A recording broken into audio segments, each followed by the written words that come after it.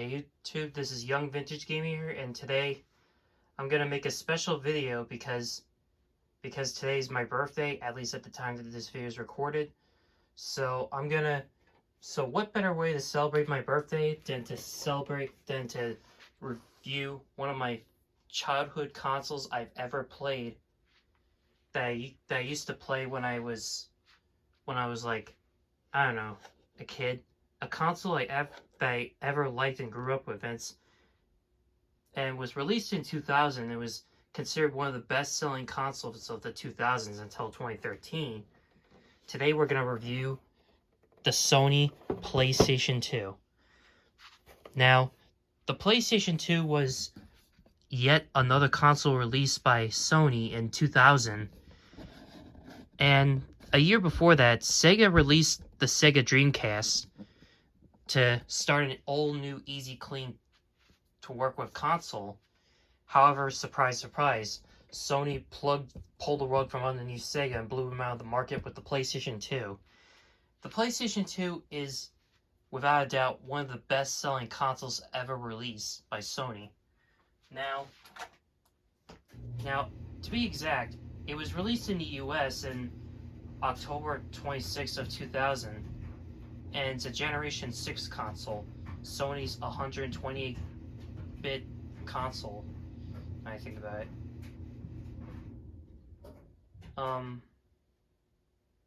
Now, the PlayStation 2 uses a vertical stand, but considering it uses a disc tray just like the Xbox 360, I wouldn't recommend it. It's sold over 155 million units worldwide. And it uses an integrated emotion engine graphics synthesizer with 32 megabytes of RD RAM and 4 megabytes of ED RAM. And the CPU is the MIPS R5900 Emotion engine with 294.912 megahertz. And what else? It's actually one of the first PlayStation consoles to use internet connection, but however, it relies on Ethernet. This is before the PlayStation 3 and the Xbox 360. And the best part about the PlayStation 2 is that it is backwards compatible with the PlayStation 1. So eventually the console was discontinued in 2013, and the network that was provided, you may think it's long gone, but I actually missed it in 2016. It closed down in 2016, so the networks are no longer provided. But hopefully I can get that to work one day. Anyway, on the front, it's got 2 controller ports. You want to do 4-player, you have to get the multi-tap, which is a subject for another video entirely. It's got 2 memory card slots, 2 USB ports, and this port is used as like a system link cable to link 2 PlayStation 2 together for certain games, such as Time Crisis 2. Here's the disc tray. When you switch this console to vertical, you can rotate the symbol like this. It's got eject button, power AK. It's got a reset button. It's got rubber feet underneath. It's got feet underneath it too. On the back, it's got an expansion bay for an internal hard drive, or for a network. Let me just take this. So here it is, and I think that's what used the network. I think this is where you hook up an Ethernet connection here, or an internal hard drive. It's got an on-off switch, power supply port, and this digital output, which I think it's used to hook this thing up to special speakers.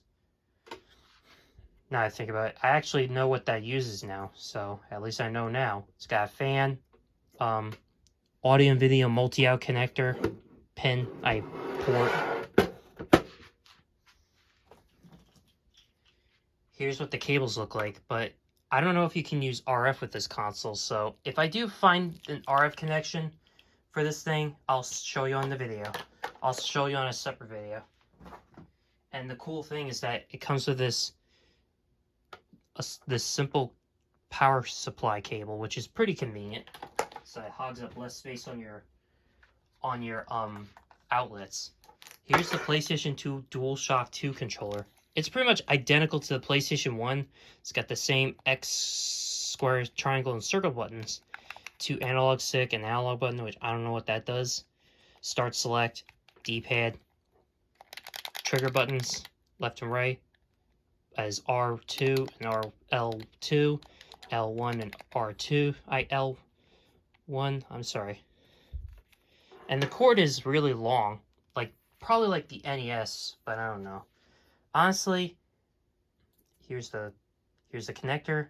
Now, as far as PlayStation 2 is concerned, as far as wired controllers are concerned, I would like to go back to the PS2. Yeah. Now, in order to save data aside from that hard drive, here's a memory card you would typically use to save data on your console. Without this, there's no way of saving data either. And this memory card holds 8 megabytes of data. It's a Magic Gate memory card. Now, let me show you the games. Because there's like a bunch of games that made this console the best-selling consoles. Such as this game that my parents never wanted me to play. Which is Grand Theft Auto San Andreas, which is one of the best-selling games for the PlayStation 2. There's also God of War, which, unfortunately, I don't have that game, but if I do have it, I'll review it. Sorry, I got spooked by lightning. But anyway, let me show you what other games I have. I have Gran Turismo 3, which is a racing game made by Sony. And a franchise that I grew up with, Jak and Daxter. It's made by Naughty Dog, but it's published by Sony. And here's its sequel, Jak 2. And here's Jak 3. Now, this is going to sound weird, but here's Jak 10 Combat Racing. None of my friends have this game except for me, so I should consider myself lucky. And here's some games. I don't have part 1, but I have part 2 of this. ATV Off-Road Fury 2. ATV Off-Road Fury 3. And part 4, which I haven't opened yet. I'll talk about these games on another video. And this game I grew up with, SpongeBob Battle for the Bikini Bottom. I completed this game on the newer consoles, but I also completed it on the previous console too.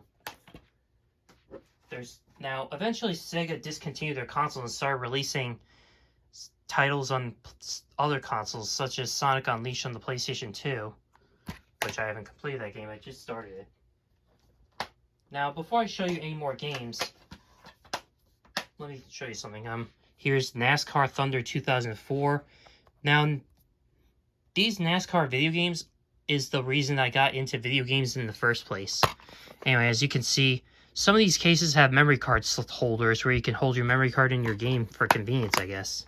Which is pretty convenient. I will give credits for the developers to include that, which is good.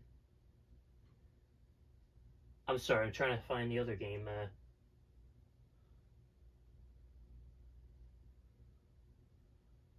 Stand by.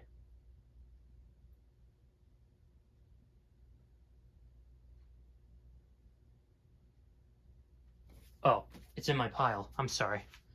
Alright, here's Time Crisis 2. Unfortunately, I never got this game, but it's definitely a good light gun game for the system. And it uses that link cable where you can link 2 of these together and play it on 2 separate TVs. But this game relies on tube TVs, so I'm not gonna go for all that trouble. Hot Wheels World Race, which when I was a kid, I love Hot Wheels. Here's Spyro. Enter the Dragonfly. NASCAR Heat 2002. NASCAR Thunder 2002.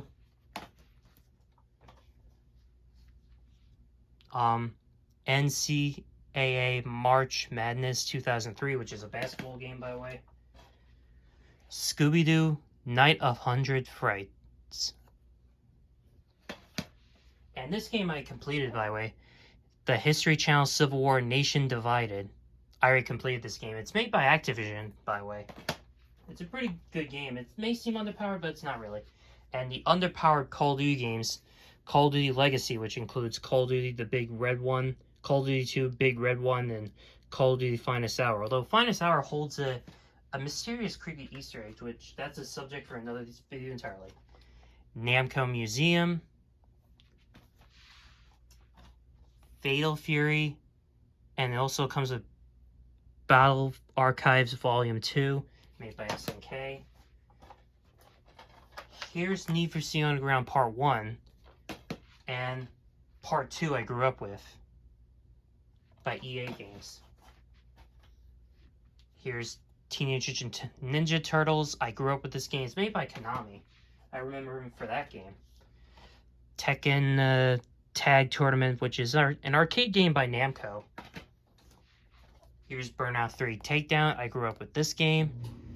Burnout was originally made by Acclaim, but this game, Acclaim's no longer around. So that's another story entirely. And be prepared. This is the first game that got me into video games in the first place ever since I was a little boy. Even though I suck at this game, I still grew up with it with character. Introducing NASCAR Dirt to Daytona. It's from as you can see, this is from the creators of NASCAR Heat. It's made by Infogrimes. I might have butchered it. Oh, sorry about that, folks. The pile was about to fall over. Now, those are the games I've shown so far, but I do have a bunch more. So, I'm gonna show you the rest of the shelf with all my other games. So, if you want to read them, be sure to pause the video, and I'm gonna do this slowly, but if I'm moving too fast, pause the video so you'll see what games I have so far. There are a bunch more, but this is all I'm showing you for now.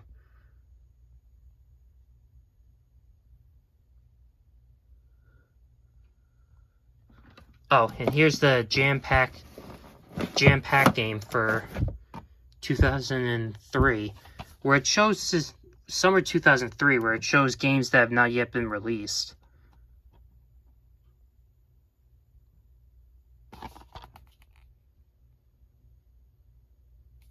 But yeah, those games are another story entirely.